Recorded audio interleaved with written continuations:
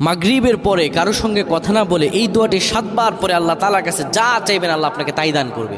অভাবে আছেন, ঋণগ্রস্ত আছেন, মাথায় টেনশন, ঋণের বোঝা, বাড়িতে থাকতে পারতেছেন না, আল্লাহ সব আপনার পেরেশানি দূর করে দেবে ইনশাআল্লাহ। যদি আপনি আমলটি করতে পারেন, আমল মানুষের জীবন বদলিয়ে দেয়, আমল মানুষের জীবনকে পরিবর্তন করে দেয়। আল্লাহ তাআলা আপনার সব দোয়া কবুল করে নেবেন ইনশাআল্লাহ।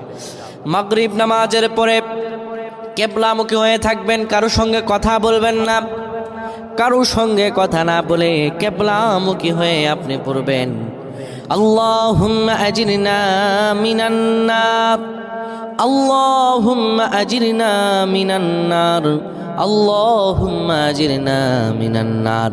যদি এটি আপনি মাগরিব নামাজের পরে কারোর সঙ্গে কথা না বলে পড়ে 7 বার পরে দুটি হাত তুলে আল্লাহর কাছে দোয়া করেন, আল্লাহ জাহান্নামের আগুন থেকেও বাঁচাবেন এবং আল্লাহ আপনার সব দোয়াগুলো কবুল আর মঞ্জুর করে নেবেন। আল্লাহুম্মা আমিন।